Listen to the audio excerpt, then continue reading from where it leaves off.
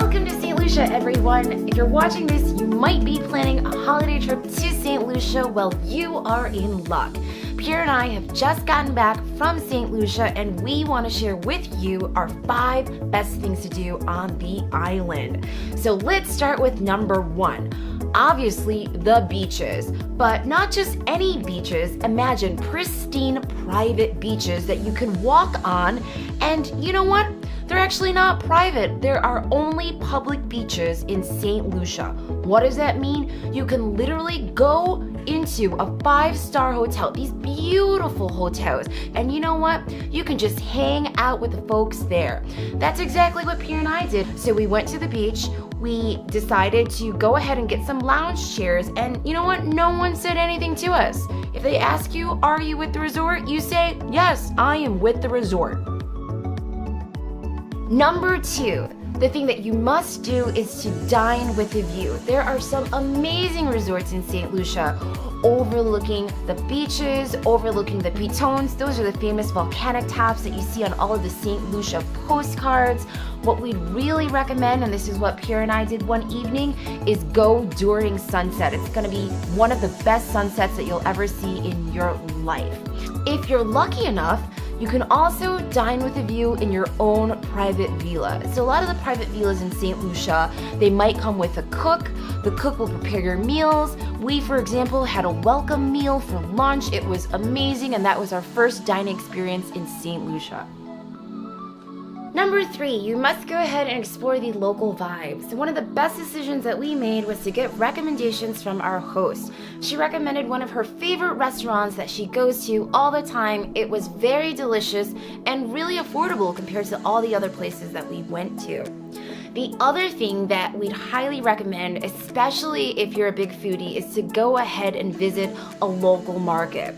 We went to Castries, for example. There, we were able to look at the local vendors, talk to them about how they cook their vegetables, try new fruits. You can even get cooked food there. If you're into music and like partying, one thing that you must absolutely do is go ahead and check out the parties on Friday and Saturday nights. They are street parties happening in the Valley of Soufriere. If you don't know where it is, don't worry, you will hear it. Number 4, you must enjoy the drive.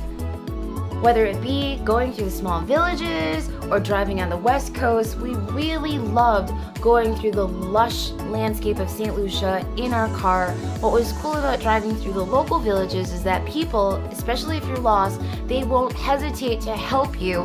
Maybe they're going to ask for some money in return, maybe they're not, but it's a fun experience regardless.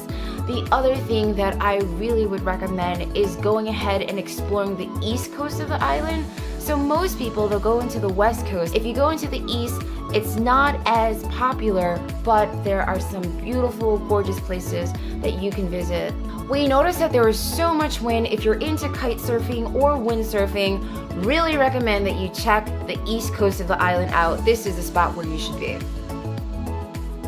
Number 5, get active. In St. Lucia, there are so many beautiful out things to do. There's so many beautiful places to discover, whether you're going on a nice stroll, seeing the pitons, or you're actually climbing up the pitons. This is something that you must do. And the bonus is that afterwards, if your muscles are sore, what you can go ahead and do is visit the volcanic hot springs. Caution, it smells like rotten eggs, but it's worth it.